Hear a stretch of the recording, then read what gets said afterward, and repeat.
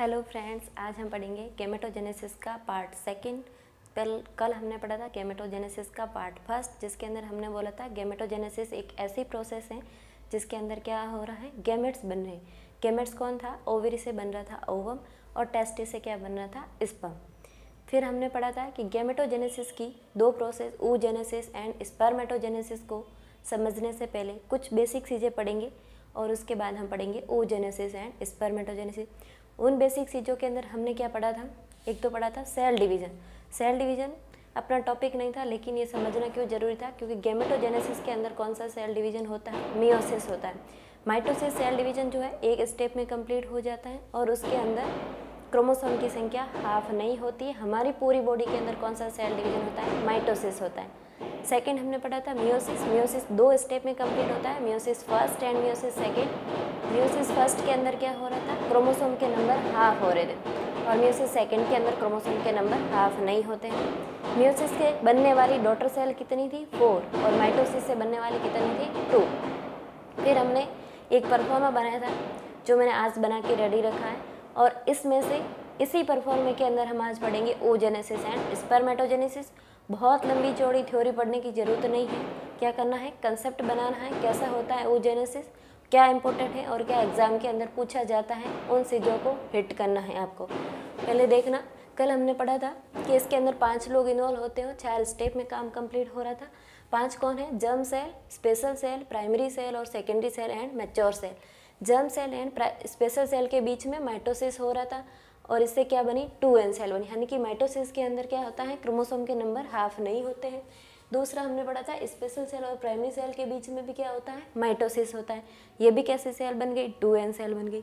फिर हमने पढ़ा था प्राइमरी सेल और सेकेंडरी सेल, इनके बीच में कौन सा सेल डिवीजन होता है? Meiosis first. यहाँ क्या होगा? क्रोमोसोम के नंबर हाफ हो जाएंगे, और इसको हम क्या बोलेंगे? सेकेंडरी सेल को n सेल बोलेंगे। सेकेंडरी सेल से मैच्योर सेल के बीच में क्या होता है? मियोसिस फर्स्ट, और क्या बन जाता है? Ovum and sperm. आज हम पढ़ेंगे oogenesis। oogenesis जो है एक बहुत ही लंबा टाइम खाता है। oogenesis बहुत ज़्यादा टाइम कंज्यूमिंग पीरियड होता है ये। जब आप पूरा डिटेल इसका समझोगे तो आपको लगेगा कि इसके अंदर कम से कम 13-14 साल लग जाते हैं oogenesis के अंदर। जबकि स्पर्मेटोजेनेसिस एक ऐसी प्रोसेस है जो 61 डे के अंदर कंप्लीट हो जाती है, और शुरू भी कब होती है? प्यूबर्टी के बाद, जब ज़रूरत होती है तब शुरू होती है, और क्या हो जाता है? स्पर्म अवेलेबल हो जाता है। एक सिंगल इजैकुलेशन के अंदर मिलियन इन नंबर हो जाते हैं। तो फीमेल शक्तिशाली है और एक लंबे समय तक संघर्ष कर सकती हैं। ये एग्जाम्पल यहीं से सेट होता है oogenesis से। कैसे? oogenesis को हम पढ़ रहे हैं तो हम जर्म सेल किसकी पढ़ेंगे आज? ओवेरी की। किसकी पढ़ेंगे? जर्म सेल ओवेरी की। अब सुनना, एक फीमेल जो प्रेग्नेंट हुई है और उसके यूट्रस के अंदर पल रहा जो बच्चा, वो क्या है? फीमेल चाइल्ड है। एक फीमेल जो प्रेग्नेंट हुई है, उसके यूट्रस के अंदर जो बच्चा पल रहा है वो कैसा है? फीमेल चाइल्ड है। तो उस फीमेल चाइल्ड की ओवेरी के अंदर oogenesis की प्रोसेस स्टार्ट हो जाएगी सिर्फ 8 वीक की प्रेगनेंसी में। यानी कि उस फीमेल की प्रेगनेंसी सिर्फ कितनी है? 8 वीक की है, और उसके अंदर पल रहा बच्चा वो क्या है? फीमेल चाइल्ड है, और उसकी ओवेरी में क्या शुरू हो गया है? oogenesis कब शुरू हो गया? सिर्फ 8 वीक में, सिर्फ 8 वीक के। और इसके बाद में हमने पढ़ा था क्या होता है? स्पेशल सेल बनती। हम जब ओवेरी की स्पेशल सेल पढ़ रहे हैं तो वो कौन होगी? oogonia। कौन होगी? oogonia। और मेल के अंदर क्या होगा? स्पर्मेटोगोनिया। स्पेशल सेल क्या होगी? oogonia। ये जो oogonia है ये अराउंड 20 वीक की प्रेगनेंसी के आसपास oogonia बनकर रेडी हो जाते हैं। 20 वीक की प्रेगनेंसी, यानी कि उस फीमेल के प्रेग्नेंट हुए सिर्फ 20 वीक हुए हैं, उसकी ओवेरी में, उस बच्चे की ओवेरी में क्या बन गए हैं? oogonia, जिनकी संख्या कितनी है? जिनकी संख्या है 5 to 7 मिलियन। और ये कब बन चुके हैं? सिर्फ 20 वीक की प्रेगनेंसी के आसपास, यानी कि 50 से 70 लाख। ये oogonia एक फीमेल जो प्रेग्नेंट है उसकी प्रेगनेंसी सिर्फ कितनी है? 20 वीक की, और उसके अंदर पल रहा फीमेल चाइल्ड, उसकी ओवरी के अंदर वो गुनिया बन के रेडी है कितने 5 से 7 मिलियन तक। इसके बाद क्या होगा, हमने पढ़ा था प्राइमरी सेल बनेगी, और ओवेरी की प्राइमरी सेल कौन सी होती है, प्राइमरी oocyte। क्या होती है, प्राइमरी oocyte। प्राइमरी oocyte ये लगभग बन जाती है 9 मंथ, यानी कि डिलीवरी होने ही वाली है, और जिसके घर में एक कन्या पैदा होने वाली है, वो पैदा होते ही कितने प्राइमरी oocyte के साथ पैदा होगी, यानी कि अराउंड 20 लाख प्राइमरी oocyte लेके एक बच्ची पैदा हो रही है। और ये कब है, सिर्फ 9 मंथ के आसपास। ठीक है, प्राइमरी oocyte के बाद में हमने क्या पढ़ा था, सेकेंडरी सेल बनेगी, और सेकेंडरी सेल यहाँ कौन सी बनेगी, सेकेंडरी oocyte। क्या हमें अभी सेकेंडरी oocyte की ज़रूरत है, नहीं, क्योंकि सेकेंडरी oocyte की ज़रूरत कब पड़ेगी, जब ये बच्ची बड़ी होगी 13-14 साल की, इसको मेंस्ट्रुअल साइकिल आएगा, और मेंस्ट्रुअल साइकिल के हर 14वें दिन में ओव्यूलेशन होगा, उसके अंदर क्या रिलीज होता है, सेकेंडरी oocyte, जो हमने कहाँ पढ़ा था, मेंस्ट्रुअल साइकिल के अंदर हमने पढ़ा था ग्राफियन फॉलिकल बनता है, और वहाँ से LH हार्मोन आके उसको रप्चर करके क्या करवाता है, ओव्यूलेशन। और हर साइकिल के अंदर एक बार ओव्यूलेशन होता है, और उस ओवम की लाइफ स्पान कितनी होती है, सिर्फ 12 से 24 घंटे तक। अब ये प्राइमरी oocyte तक काम धड़ाधड़ हो चुका है, लेकिन सेकेंडरी oocyte की अभी ज़रूरत नहीं है। ऐसी कंडीशन में oogenesis के माइंड में आता है कि मैंने सेकेंडरी oocyte को बनाने के लिए, उस ओवम को बनाने के लिए कहाँ बहुत पहले से शुरू कर दिया था, जब ये बच्चा जन्मा ही नहीं था, सिर्फ 8 वीक का था, तब से मैंने काम शुरू कर दिया। लेकिन प्राइमरी oocyte बनने के बाद में इस काम को रोक दिया गया, और इस रोकने की प्रोसेस को क्या बोलते हैं, अरेस्ट फेज। क्या बोलते हैं, अरेस्ट फेज। क्या बोलते हैं, अरेस्ट फेज। ये बहुत इम्पोर्टेंट है, और यहाँ से एग्जाम में MCQ पूछे जाते हैं अरेस्ट फेज के। प्राइमरी oocyte के बाद में सेकेंडरी oocyte बनने के लिए कौन सा सेल डिवीज़न रुक गया है, मियोसिस फर्स्ट। प्राइमरी सेल से क्या बनती है, सेकेंडरी सेल। यहाँ पे प्राइमरी सेल बन चुकी है प्राइमरी oocyte, लेकिन सेकेंडरी oocyte की हमें अभी ज़रूरत नहीं है, तब तक क्या होगा, अरेस्ट हो जाएगा। तो एक सवाल पूछा जाता है कि कौन सा सेल डिवीज़न रुक जाता है प्राइमरी सेल डिवीज़न के बाद में, यानी कि प्राइमरी सेल के बाद में, तो हम जवाब देते हैं मियोसिस फर्स्ट। और मियोसिस फर्स्ट के अंदर भी अगर आपको पूछे तो सेल डिवीज़न के अंदर हम पढ़ते हैं 3-4 फेज चलती हैं, जिसको हम बोलते हैं prophase, metaphase, anaphase and telophase. तो ये कहाँ रुकेगा, मियोसिस प्रोफेज फर्स्ट में। ये 3rd MCQ है, कहाँ रुक जाता है मियोसिस फर्स्ट, प्रोफेज फर्स्ट के अंदर। फिर आता है, फिर एक MCQ पूछा जाता है कि अरेस्ट फेज कहाँ से कहाँ तक चलती है। आपको जवाब देना है बर्थ से लेकर के प्यूबर्टी तक, क्योंकि जब बच्चा पैदा हुआ तब उसकी ओवरी के अंदर क्या है, 20 लाख क्या है, प्राइमरी oocyte है। अब 20 लाख प्राइमरी oocyte को 13 साल तक वेट करना पड़ेगा सेकेंडरी oocyte के अंदर कन्वर्ट होने में, क्योंकि तब तक हमें ज़रूरत नहीं है। क्यों नहीं ज़रूरत है, क्योंकि अभी फर्टिलाइजेशन नहीं करवाना। फर्टिलाइजेशन कब करवाना है, प्यूबर्टी के बाद में। तो क्या होगा, आपको पूछा जाता है कि अरेस्ट फेज कब तक चलती है, आपको जवाब देना है बर्थ से लेकर के प्यूबर्टी तक, यानी कि जन्म से लेके जवानी तक। ये चारों MCQ एग्ज़ाम के अंदर पूछे गए हैं, और आपको ये याद रखना है।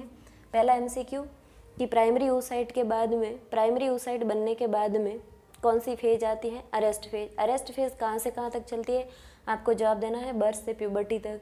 ये किस में अरेस्ट होता है, मियोसिस, मियोसिस फर्स्ट के अंदर होता है, फर्स्ट में भी प्रोफेज फर्स्ट के अंदर होता है। अब में प्राइमरी oocyte को लगभग कितना वेट करना पड़ा है, 12 से 13 साल का वेट करना पड़ा है। और अब ये बच्ची कितनी हो गई है, 12-13 साल की। तो अब क्या होगा, मेंस्ट्रुअल साइकिल आएगी, और मेंस्ट्रुअल साइकिल आएगी तो ये प्राइमरी oocyte को एक बार मैं और लिख देती हूँ, प्राइमरी oocyte।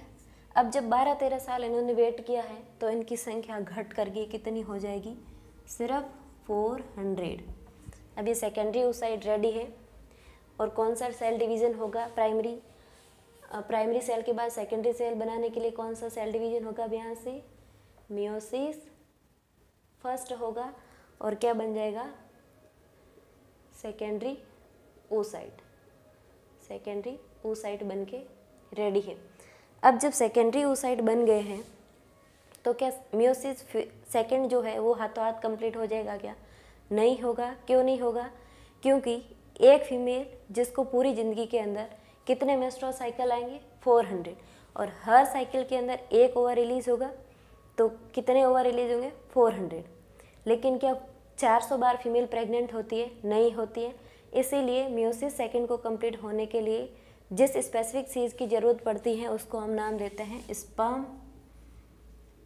एक फीमेल जिसको प्यूबर्टी आ गई है, सेकेंडरी oocyte बन के रेडी है, और उसके मेंस्ट्रुअल साइकिल के 14वें दिन अगर उस फीमेल की बॉडी में स्पर्म आ जाता है और वो 12 से 24 घंटे के अंदर उस ओवम से फ्यूज हो जाता है, तो उस प्रोसेस को हम क्या बोलेंगे, फर्टिलाइजेशन। और जैसे ही फर्टिलाइजेशन होगा मियोसिस सेकेंड कंप्लीट हो जाएगा, क्योंकि मैच्योर सेल का नाम क्या है, ओवा। ये ओवा कब मिलेगा, ओवा जब स्पर्म के साथ मिलेगा तब क्या कंप्लीट होगा, meiosis second. Sperm plus ovum का फ्यूजन होगा और क्या हो जाएगा, फर्टिलाइजेशन, और इस दौरान क्या हो जाएगा, मियोसिस सेकेंड कंप्लीट हो जाएगा। अब ये पूरा का पूरा चार्ट इसके अंदर आ चुका है। हमने पढ़ा था जर्म सेल, इधर हम जर्म सेल किसकी पढ़ रहे हैं, ओवेरी की। और दूसरा हमने पढ़ा था oogonia, यानी कि ये कौन सी सेल है, स्पेशल सेल है ओवेरी की, जिसको हमने बोला था oogonia। एक फीमेल जब प्रेग्नेंट थी, सिर्फ 20 वीक की प्रेगनेंसी में oogonia बन के रेडी थे, जो नंबर में कितने थे, 5 से 7 मिलियन तक थे। फिर इसके बाद क्या बना था, primary cell. Primary cell ovary की कौन सी है, प्राइमरी oocyte है, जो कि 9 मंथ यानी कि डिलीवरी के आसपास प्राइमरी oocyte बन के रेडी रहते हैं, और ये नंबर में कितने होते हैं, 20 लाख। इसके बाद में कौन सा बनना चाहिए, सेकेंडरी oocyte, जो कि सेकेंडरी oocyte की अभी हमें 12-13 साल तक ज़रूरत नहीं, क्योंकि बच्चा सिर्फ अभी पैदा हुआ है। जब इसको प्यूबर्टी आएगी, मेंस्ट्रुअल साइकिल स्टार्ट होगा, तब हमें क्या ज़रूरत पड़ेगी, सेकेंडरी oocyte की। उससे पहले हमें ज़रूरत नहीं है। तो कौन सी फेज आ जाएगी, ये अरेस्ट फेज। अब जब अरेस्ट फेज है, इसके अंदर कौन सा सेल डिवीजन स्टॉप हो जाता है, मियोसिस फर्स्ट। इधर हमने देखा था प्राइमरी सेल और सेकेंडरी सेल के बीच में कौन सा सेल डिवीजन हो रहा था, मियोसिस फर्स्ट। तो प्राइमरी सेल से सेकेंडरी सेल बनने के लिए क्या होगा, मियोसिस फर्स्ट। तो स्टॉप कौन सा हो गया है, मियोसिस फर्स्ट। अब जब मियोसिस फर्स्ट स्टॉप तो हो गया है, लेकिन इस मियोसिस के अंदर भी कौन सी फेज में स्टॉप हुआ है, वो प्रोफेज फर्स्ट के अंदर। अब आपको पूछे कि अरेस्ट फेज कहाँ से कहाँ तक चलती है, तो जन्म लेकर के जवानी तक, यानी कि बर्थ से लेकर के प्यूबर्टी तक कौन सी फेज चलती है, अरेस्ट फेज, जो कि लगभग 12-13 साल की होती है। और 12-13 साल तक प्राइमरी oocyte वेट करते करते सिर्फ कितने रह गए, 400। अब जब 400 रह गए और जैसे ही सेकेंडरी oocyte रिलीज होना स्टार्ट होगा, यानी कि मेंस्ट्रुअल साइकिल स्टार्ट होगी, तो कौन सी फेज कंप्लीट हो जाएगी, मियोसिस फर्स्ट कंप्लीट हो जाएगी। कब, जब मेंस्ट्रुअल साइकिल स्टार्ट होगा और उसके अंदर ओवुलेशन स्टार्ट हो जाएगा। और ओवुलेशन होना तो शुरू हो गया, लेकिन मियोसिस सेकेंड कब कंप्लीट होगा, जब एक फीमेल को मेंस्ट्रुअल साइकिल आएगा, उसके 14 दिन में ओवुलेशन होगा, और उस दौरान स्पर्म आके ओवम से फ्यूज होगा और फर्टिलाइजेशन होगा। जैसे ही फर्टिलाइजेशन होगा, क्या कंप्लीट हो जाएगा, मियोसिस सेकेंड। तो ये प्रोसेस क्या थी, oogenesis की। अब एक सवाल पोलर बॉडी का बनता है, उसको समझना कि क्या होती है पोलर बॉडी और कब कितनी पोलर बॉडी बनती है। और ये नॉर्सेट के अंदर पोलर बॉडी का बहुत बार सवाल पूछा हुआ है कि हमने नाम दिया था प्राइमरी oocyte। जब प्राइमरी oocyte बना, उसके बाद क्या बनना था, सेकेंडरी oocyte। उससे पहले क्या हुआ, प्राइमरी oocyte के बाद क्या बना, सेकेंडरी oocyte, सेकेंडरी, और उसी टाइम एक क्या बन गई थी, पोलर बॉडी। ठीक है, सेकेंडरी oocyte है, इसका क्या नाम है, ओवम। अब यहाँ से समझना, ये ओवम आ गया और इसके साथ में अगर स्पर्म मिल गया, तो ये कंडीशन कैसी हो जाएगी, ये कंडीशन कैसी हो जाएगी, फर्टिलाइज्ड कंडीशन। कैसी हो जाएगी, फर्टिलाइज। और अगर ये स्पर्म नहीं आता है, तो ये कंडीशन कैसी रह जाएगी, अनफर्टाइल। कैसी रह जाएगी, अनफर्टाइल। अगर अनफर्टाइल कंडीशन रहती है तो पोलर बॉडी सिर्फ एक बनेगी। अगर फर्टिलाइजेशन हो चुका है तो इसी से क्या होगा, एक और चीज़ बनेगी। एक तो ये ओवम खुद जिंदा रहेगा, और ये क्या बन जाएगी, पोलर बॉडी। और ये जो पोलर बॉडी है इससे 2 और पोलर बॉडी बन जाएगी, इससे 2 और पोलर बॉडी बन जाएगी। अगर फर्टिलाइजेशन हो चुका है तो पोलर बॉडी की संख्या कितनी हो जाएगी, 3, और अगर फर्टिलाइज नहीं हुआ है तो पोलर बॉडी की संख्या रह जाएगी 1। कैसे, इसको समझना। प्राइमरी oocyte है, उससे क्या बनेगा, सेकेंडरी oocyte। सेकेंडरी oocyte जब बनेगा उसी वक्त क्या बनेगी, पोलर बॉडी। अब पूछे पोलर बॉडी का काम क्या होता है, पोलर बॉडी क्या करती है, सेकेंडरी oocyte को क्या देती है, न्यूट्रिशन देने का काम करती है। यानी कि सेकेंडरी oocyte अगर स्पर्म के साथ नहीं मिलता है तो 12 से 24 घंटे में ख़त्म हो जाएगा। तो 12 से 24 घंटे तक जिंदा रहने के लिए इसको क्या चाहिएगा, न्यूट्रिशन चाहिएगा। वो कौन देगी, पोलर बॉडी देगी। ठीक है, अगर आपको कोई पूछे कि पोलर बॉडी की संख्या 1 है तो कंडीशन कैसी है, फर्टिलाइज्ड कंडीशन है या अनफर्टिलाइज्ड है, तो आपको इसको देख के जवाब देना है कि अगर फर्टिलाइजेशन नहीं हुआ तो पोलर बॉडी कितनी है, 1। अगर फर्टिलाइजेशन हो गया तो इसी पोलर बॉडी से क्या बन जाएगी, 2 और पोलर बॉडी। और इस फर्टिलाइज जाइगोट से क्या बनेगा, ये तो खुद एक ओवम है ही, और इससे 1 और पोलर बॉडी बन जाएगी और कितनी हो जाएगी, 3। अगर कंडीशन फर्टिलाइजेशन वाली है तो पोलर बॉडी 3, अगर कंडीशन अनफर्टाइल है तो पोलर बॉडी 1। ये था पोलर बॉडी का MCQ। इसके बाद में बात करें मेल की, तो वो क्या होते हैं, आलसी होते हैं और क्या करते हैं, पढ़ते बिल्कुल भी नहीं है। और उनके अंदर स्पर्मेटोजेनेसिस कब होगा, प्यूबर्टी के बाद, जब ज़रूरत होगी तभी हो जाएगा। और कितना टाइम लगेगा, सिर्फ 61 डे लगेगा। और इस फ्लो चार्ट के अंदर ही पूरा काम हो जाएगा। इसके लिए इतना लंबा टाइम या इतना लंबा डिस्कशन नहीं लगेगा। अब जब हम पढ़ेंगे स्पर्मेटोजेनेसिस, अब स्पर्मेटोजेनेसिस के अंदर जर्म सेल हम पढ़ेंगे। ये जर्म सेल किसकी है, टेस्टिस की। फिर स्पेशल सेल क्या होगी, स्पर्मेटोगोनिया। ओवेरी के अंदर क्या था, oogonia। इसके बाद क्या था, प्राइमरी सेल, तो क्या होगा इधर, प्राइमरी स्पर्मेटोसाइट। इसके बाद क्या बनता है, सेकेंडरी स्पर्मेटोसाइट। और ये सेकेंडरी स्पर्मेटोसाइट है, ये कितने बनते हैं संख्या में, 2। और इनसे क्या बनेंगे, 4 स्पर्मेटिड। क्या बनेगा, स्पर्मेटिड। क्या था, जर्म सेल किसकी थी, टेस्टिस की। इससे क्या बना, स्पेशल सेल बनी, इसका नाम क्या दिया, स्पर्मेटोगोनिया। इससे क्या बना, प्राइमरी स्पर्मेटोसाइट। और इस पे क्या बना, सेकेंडरी स्पर्मेटोसाइट। और इनकी संख्या कितनी होती है, 2। और इन दोनों से क्या बनेगा, 4 स्पर्मेटिड। ये स्पर्मेटिड जो है इसको मॉडिफाइड करके क्या बनेंगे, स्पर्मेटोजोआ, जिसको हम नाम देते हैं स्पर्म। लेकिन इस 4 स्पर्मेटिड से स्पर्मेटोजोआ बनने की जो प्रोसेस है वो इम्पोर्टेंट है। और यहाँ से सवाल आता है स्पर्मियोजेनेसिस। ये पूछा जाता है एग्जाम के अंदर कि व्हाट इज द स्पर्मियोजेनेसिस। आपको जवाब देना है 4 स्पर्मेटिड से उसका मॉडिफिकेशन होके क्या बनना, स्पर्मेटोजोआ बनने की प्रोसेस को क्या बोलते हैं, स्पर्मियोजेनेसिस। और स्पर्म के पूरे बनने की प्रोसेस को हम क्या बोलते हैं, स्पर्मेटोजेनेसिस। स्पर्मेटोजेनेसिस और स्पर्मियोजेनेसिस के अंदर फ़र्क है। स्पर्मियोजेनेसिस क्या है, स्पर्मेटिड स्ट्रक्चर को मॉडिफाइड करके क्या बनाना, स्पर्मेटोजोआ, उसको हम बोलेंगे स्पर्मियोजेनेसिस। और पूरी प्रोसेस को हम क्या बोलते हैं, स्पर्मेटोजेनेसिस। और इसके अंदर लगने वाला जो समय है वो कितना है, 61 डे। कितने हैं, 61 डे।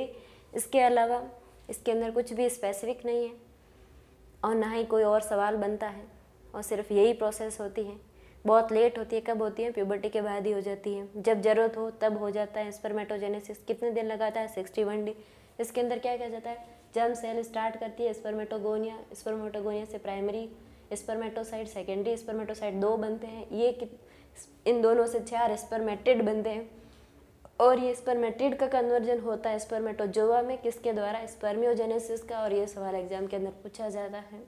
और ये कंप्लीट हो चुका है स्पर्मेटोसाइट। आज हमने क्या पढ़ा था, oogenesis एंड स्पर्मेटोजेनेसिस। oogenesis के अंदर क्या हो रहा था, सबसे पहले उसकी जर्म सेल स्टार्ट कर देती हैं 8 वीक पे काम करना, और 20 वीक के पास क्या बन जाते हैं, oogonia बन जाते हैं, जिनकी संख्या कितनी होती है 5 से 7 लाख तक। और वो oogonia किस में कन्वर्ट होते हैं, प्राइमरी oocyte के अंदर, और प्राइमरी oocyte की संख्या कितनी हो जाती है 20 लाख के आसपास हो जाती हैं। कब होती है, बच्चे के जन्म लेने के दिन। जिस दिन बच्ची पैदा होती है उसकी ओवेरी के अंदर प्राइमरी oocyte 20 लाख बन के रेडी होते हैं। अब वो प्राइमरी oocyte तो बन गई, लेकिन सेकेंडरी oocyte की हमें ज़रूरत कब थी, प्यूबर्टी के बाद में फर्टिलाइजेशन होगा तो बाद में ज़रूरत थी, इसीलिए उसको हमने होल्ड कर दिया। और उस होल्ड होने वाली प्रोसेस को हमने क्या बोला, अरेस्ट फेज। और अरेस्ट फेज के अंदर कौन सा सेल डिवीजन रुक गया था, मियोसिस फर्स्ट। मियोसिस फर्स्ट के अंदर भी कौन सा रुक जाता है, प्रोफेज फर्स्ट के अंदर जाके रुक जाता है। फिर बोलते हैं कि अरेस्ट फेज कहाँ से कहाँ तक चलती है, आपको जवाब देना है, बर्थ से लगाकर प्यूबर्टी तक चलती है। उसके बाद 12-13 साल तक वेट करते करते प्राइमरी oocyte की संख्या घट करके कितनी हो जाती है प्यूबर्टी तक, सिर्फ 400 रह जाती है, यानी कि 400 हो जाती है। और अब मियोसिस फर्स्ट वाली फेज क्या होगी, कंप्लीट होकर के क्या किस में कन्वर्ट हो जाएगा, सेकेंडरी oocyte में, यानी कि उस बच्चे को क्या स्टार्ट हो गया है, उस बच्ची को क्या स्टार्ट हो गया है, मेस्ट्रुअल साइकिल। और उसकी मेस्ट्रुअल साइकिल के हर 14 डे क्या होता है, ओवुलेशन, उसके अंदर क्या रिलीज होता है, सेकेंडरी oocyte। और इसमें मियोसिस फर्स्ट कंप्लीट हो गया। अब बात करें मियोसिस सेकंड की, तो मियोसिस सेकंड कभी भी हर बारी कंप्लीट नहीं होगा, हाथों हाथ कंप्लीट नहीं होगा। वो तब कंप्लीट होगा जब क्या होगा, फर्टिलाइजर, जब ओवम और स्पर्म आपस में फ्यूज होंगे, फर्टिलाइज्ड होंगे, उस दिन क्या हो जाएगा, मियोसिस सेकंड कंप्लीट हो जाएगा। और ये पूरी प्रोसेस क्या थी, oogenesis। फिर हमने पढ़ा था स्पर्मेटोजेनेसिस। स्पर्मेटोजेनेसिस के अंदर क्या होता है, सिर्फ इसी फ्लो चार्ट को क्या हमने किया था, उसके अंदर अप्लाई किया था। टेस्टिस की जर्म सेल क्या करती हैं, काम करना शुरू करती है। कब करती हैं, प्यूबर्टी के बाद में करती हैं। क्या बनाती है, स्पर्मेटोगोनिया, फिर बनाती है प्राइमरी स्पर्मेटोसाइट, फिर बनाती है सेकेंडरी स्पर्मेटोसाइट, जो संख्या में कितनी होती है 2। फिर सेकेंडरी oocyte, सेकेंडरी स्पर्मेटोसाइट से क्या बन जाते हैं, 4 स्पर्मेटिड बन जाते हैं। 4 स्पर्मेटिड को मॉडिफाइड करके स्पर्मेटोजोआ, यानी कि स्पर्म बनाने की जो प्रोसेस है उसको हम बोलते हैं स्पर्मियोजेनेसिस। और ये एग्जाम में सवाल पूछा जाता है कि स्पर्म बनने की प्रोसेस को आप क्या बोलेंगे, स्पर्मेटोजेनेसिस या बोलेंगे स्पर्मियोजेनेसिस। आपको जवाब देना है स्पर्मियोजेनेसिस, लेकिन पूरी प्रोसेस को हम क्या बोलते हैं, स्पर्मेटोजेनेसिस। अगर आपको ये वीडियो अच्छा लगा, आपको कंटेंट समझ में आया तो शेयर करें, लाइक करें। Thank you.